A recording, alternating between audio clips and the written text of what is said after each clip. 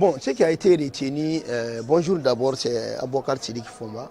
Je suis membre de la commission santé, mais en même temps membre de la commission ad hoc. C'est-à-dire, on a travaillé d'abord sur le règlement intérieur du Conseil national de transition en ce qui concerne l'affaire de Issa Kaoudjim. Ça peut être l'affaire de tout un chacun. À chaque fois que des situations de ce genre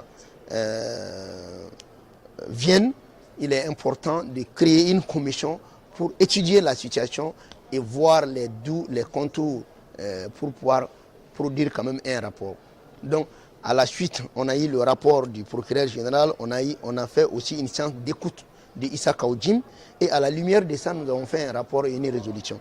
Et dans ce rapport, il est très clair que par rapport à ce qui se passe aujourd'hui, c'est qu'il faut que ça soit clair pour tout le monde que les membres du CNT sont couverts d'immunité.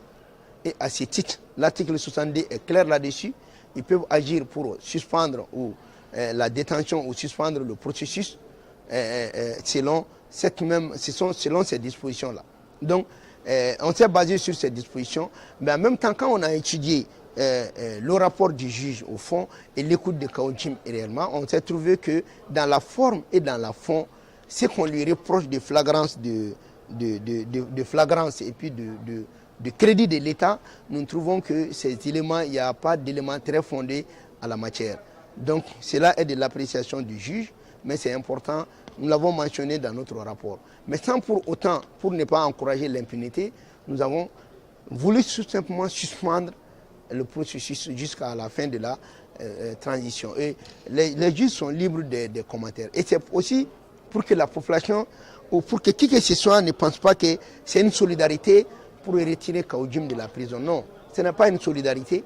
On n'a fait que dire la loi, on a appliqué le règlement intérieur et ce n'est pas la personne de Issa Kaoudjim qui est importante dans ce qui se passe. Ce qui est important, c'est les démarches, c'est les aspects juridiques, c'est aussi l'aspect administratif. Donc, cela ne veut pas dire qu'on a voté oui, que nous sommes d'accord avec le comportement de Issa Kaoudjim. Non. Beaucoup de gens se plaignent de son comportement. Mais il va de soi qu'on essaye de dire la vérité, quand il s'agit de dire la vérité. Et au-delà, il ne faudrait pas donner aussi l'occasion à des détracteurs souvent de la transition de prendre ce cas de Issa Kaoudjim pour enflammer des faits, comme nous le voyons partir par là. Issa Kaoudjim est un exemple. Non, c'est pour mettre fin. Et nous, on a joué notre rôle. C'est Issa Kaoudjim aujourd'hui. Ça peut être quelqu'un d'autre demain, ça peut être moi, ça peut être qui que ce soit. Mais quand même, il faudrait que les gens comprennent que les membres du CNT ne sont pas aussi des simples citoyens à un certain niveau, parce qu'ils représentent l'État. Et c'est ce que nous exigeons de nous-mêmes. Et c'est ce que Issa Kaoudjim lui-même, dans son comportement, doit exiger de sa personne par rapport à notre rôle, par rapport à l'institution que nous incarnons. Nous n'avons pas le droit de ternir l'image de cette institution parce que c'est ternir l'image du Mali. Et c'est dans ce cadre qu'on a mis les choses dans ce cadre institutionnel avec des arguments juridiques. Voilà un peu, donc ce n'est pas un bras de fer, mais c'est seulement mettre les choses dans leur contexte. Oui, effectivement, depuis lundi, nous sommes en session concernant l'affaire de Kaoudjim. Bon, ce n'est pas proprement dit une session. Lundi, nous avons mis en place, suite à la convocation du président Malick Diaw, on a tenu une plénière le lundi passé. Et nous avons décidé de mettre une commission ad hoc. Cette commission ad hoc était composée de 15 membres. Et chaque commission a donné un membre et le reste a été complété par les membres de la commission loi. Puisqu'il y a d'éminents juristes et d'avocats parmi eux, il était bien séant de les associer à la démarche. Sinon, c'était un membre par commission, mais nous avons décidé, comme nous avons des avocats, des juristes au sein du CNT, de les rajouter pour aller à 15 au lieu de 10 membres. Et il reste membre ou il reste toujours à son poste, 92 président? Bon, nous, on a demandé dans un premier temps, au regard du rapport présenté par la commission ad hoc, la libération immédiate de notre collègue Issa Kaoudjim. Pourquoi sa libération? Parce que quand on écoute la vidéo, on regarde la vidéo, et quand on regarde la procédure et les éléments avancés par le procureur Touré, rien ne justifie la détention de Issa Kaoudjim. Ce n'est pas une question de personne, c'est une question de lois, de réglementations et de procédures. Donc, Kaoujim, moi je peux le haïr, le détester, mais cela ne fait pas de lui un prisonnier de facto.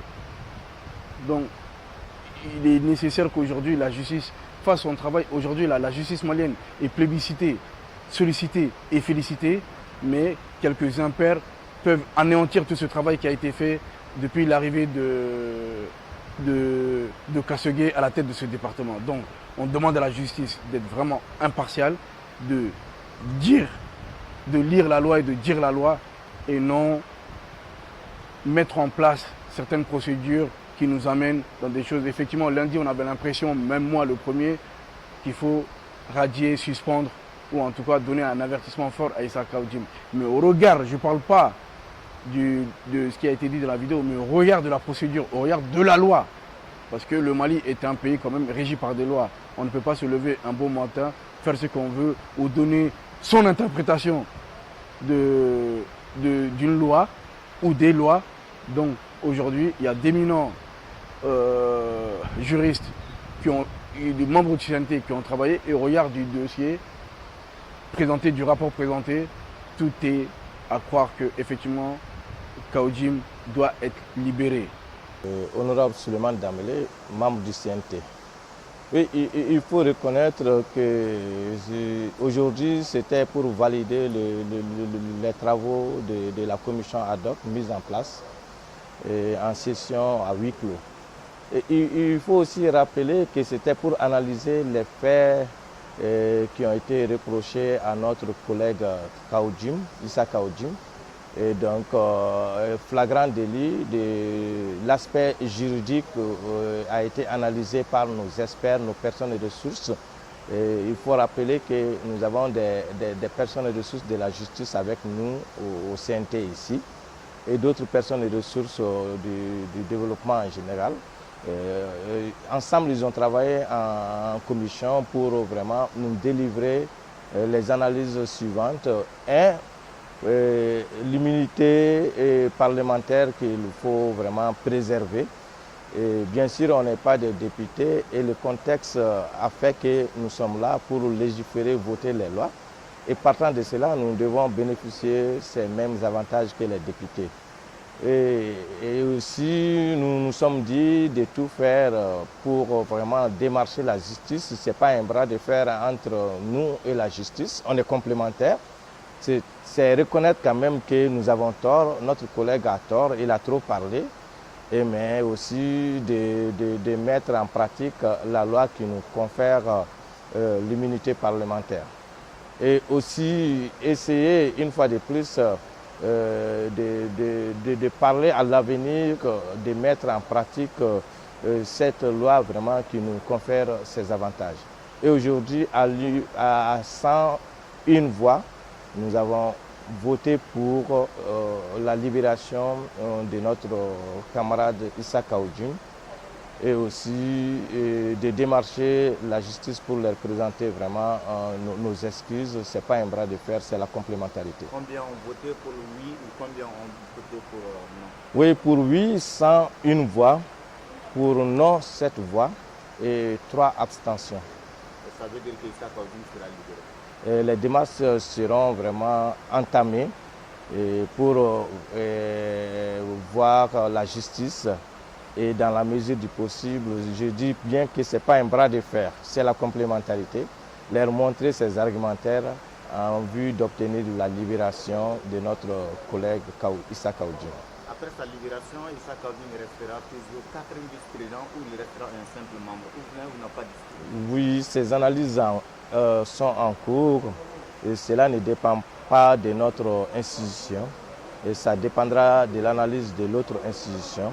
Les sanctions, parce qu'il a été blâmé, et les sanctions qui doivent venir après la blâme seront sans suite réservées à ces cas.